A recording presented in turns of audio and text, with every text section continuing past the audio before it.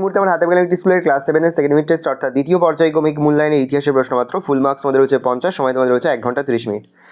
একের দাগে নিচের প্রশ্নগুলির উত্তর দাও। অল রিহলা গ্রন্থের রচয়িতাকে? Ibn Battuta. খুতবা শব্দের অর্থ কি? ভাষণ। পানিপথে দ্বিতীয় যুদ্ধ কবে হয়? 1556 খ্রিস্টাব্দে। বীরবল নামটি কার দেওয়া? আকবরের। চৌসার যুদ্ধ কত খ্রিস্টাব্দে হয়? 1539। চিরাগী দিল্লি কথার অর্থ কি? পূর্ণ দিল্লি বা দিল্লির প্রদীপ। দাদন শব্দের অর্থ কি? অগ্রিম অর্থ। কসবা শব্দের অর্থ কি? শহরতলি। রাজা কৃষ্ণদেব রায় লিখিত বিখ্যাত গ্রন্থটির নাম আমুক্ত মাল্যদ। আকবরের রাজস্ব মন্ত্রী কে ছিল? টোডরমল। সঠিক উত্তরটি নির্বাচন করো। জাহাঙ্গীরের আমলে শিখ গুরু হচ্ছে গুরু অর্জুন। আহমেদনগরের প্রধানমন্ত্রী ছিলেন মালিক আম্বার। তৈমুরলং ভারত আক্রমণ করে 1398 খ্রিস্টাব্দে।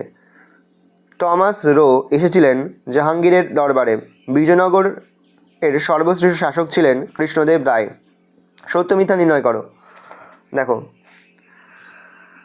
সিরি শহরটি নির্মাণ করেন মোহাম্মদ বিন তুগলক। মিথ্যা। জমি জরিপের উপর ভিত্তি করে রাজস্ব নির্ধারণ করা প্রতীক বলা হয় যাবতী। সত্য। জিজিয়া কর পুনঃপ্রবর্তন করেছিলেন ঔরঙ্গজেব। মিথ্যা। ফতেপুর সিক্রিতে রাজধানী স্থাপন করেছিলেন হুমায়ুন। সত্য।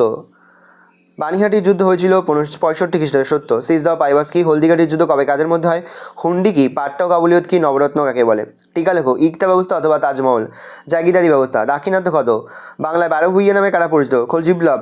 কেন কোথায় শাহজাহানাবাদ শহরটি গড়ে উঠেছিল? পানিপথের প্রথম যুদ্ধের ফলাফল। মুঘল শাসক ও রাজপুতদের নীতিতে কী কী মিল ও অমিল ছিল তা লেখো। শেষের সংস্কারগুলি লেখো। মধ্যযুগে ভারতের দেশের ভেতরের বাণিজ্যের ধরনগুলি কেমন ছিল তা লেখো। ভালো করে দেখে নাও। এই রোজ টোটাল তোমাদের সেকেন্ড ইউনিট টেস্ট অর্থাৎ দ্বিতীয় পর্যায়ক্রমিক মূল্যায়নের ক্লাস 7-এর ইতিহাসের প্রশ্নপত্র ভালো করে প্রশ্নপত্র দেখে নাও। যে মুহূর্তে আমরা বিভিন্ন স্কুলের প্রশ্নপত্র হাতে পাচ্ছি সবার ফার্স্ট ভিডিওর মাধ্যমে কিন্তু আমরা তোমাদের কাছে তুলে ধরছি। তোমরা কিন্তু অবশ্যই আমাদের চ্যানেলটা সাবস্ক্রাইব করে রাখবে।